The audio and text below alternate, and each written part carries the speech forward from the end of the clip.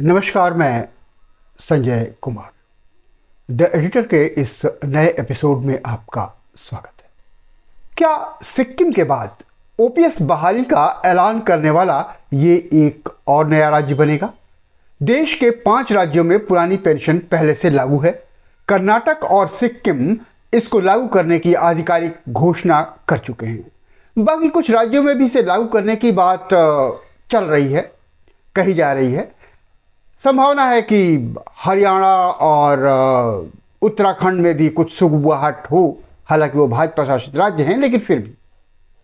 ऐसे में क्या ये राज्य पेंशन बहाली के मामले में 8वां राज्य बनेगा? क्या लोकसभा चुनाव से पहले पुरानी पेंशन के आंदोलनकारियों को ये खुशखबरी मिल सकती है कि उन्होंने एक और किला फतह कर लिया है? क्या दिसंबर में उनके द्वारा इस राज्य में जो आंदोलन बड़े पैमाने पर चलाया जाने वाला है, उसके पहले इस बात का माहौल बन जाएगा और आंदोलन के बाद अगले साल की शुरुआत तक राज्य पुरानी पेंशन बहाली का ऐलान कर देगा?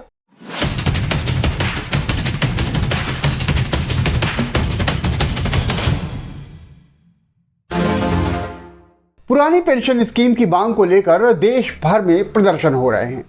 1 अक्टूबर को दिल्ली में जो विशाल रैली और शक्ति प्रदर्शन हो रहा है, उसमें समूचे देश से कर्मचारी और विभिन्न संगठन उनके शामिल हो रहे हैं। कोशिश है केंद्र सरकार पर पुरानी पेंशन की बहाली का माकूल दबाव बनाया जाए।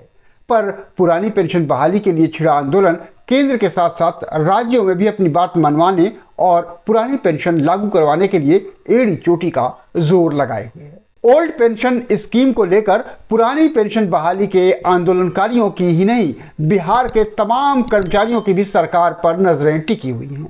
उत्तर प्रदेश में उन्होंने प्रयास तो बहुत किए, पर इस मामले में मुख्यमंत्री योगी का बहुत बुरा रवैया और कठोर व्यवहार रहा। इसके चलते वहां उनकी ज्यादा चल नहीं रही। सो ऐसे में अब आंदोलनकारियों ने बिहार पर जोर लगाने की सोची है, क्योंकि वहां गठबंधन की सरकार में से एक राजद ने अपनी चुनावी घोषणा पत्र में इसका वादा पहले ही कर रखा था, तो यहां सफलता की संभावनाएं कुछ ज्यादा हैं।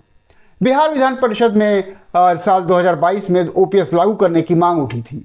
ओल्ड पेंशन लागू करने की मांग सड़क पर भी यहां बहुत दिनों से उठ रही है। पटना में भी कई विरोध प्रदर्शन हुए। असल में आरजेडी ने अपने चुनावी घोषणा पत्र में कहा था कि हमारी सरकार बनी तो ओल्ड पेंशन योजना लागू करेंगे। भले आज मुख्यमंत्री जदयू के नीतीश कुमार हैं, लेकिन गठबंधन की सरकार है और राजद का भी दबदबा तो ठीक ठाक है ही। ऐसे में लंबे समय से सबकी नजरें इस बात पर टिकी हुई हैं कि बिहार सरकार पुरानी पेंशन योजना लागू करती है या नहीं। बजट सत्र के दौरान सदन में पुरानी पेंशन का मुद्दा उठा था। बिहार सरकार के मंत्री ने कई बातें भी कही थी, भरोसा दिया था। तब से लोगों को सूबे में इस योजना के लागू होने का बेसब्री से इंतजार है, लेकिन सरकार या मुख्यमंत्री नीतीश कुमार इस बाबत कुछ नहीं कह रहे। अब महागठबंधन की सरकार पर इस स्कीम को लागू करने का दबाव बनाया जा रहा है। झारखंड में इस पुरानी पेंशन की बहाली की घोषणा के बाद से एक बार फिर बिहार में इसको लेकर मांगे तेज हो गई हैं। राजधानी पटना में 10 दिसंबर को पेंशन मानवाधिकार महारैली का आयोजन करने का अब कार्यक्रम है। कर्मचारी राजद के नेताओं से इस बात की उम्मीद कर रहे हैं कि वो राज्य सरकार में है तो अपने घोषणा पत्र में किए हुए वादे को पूरा करे।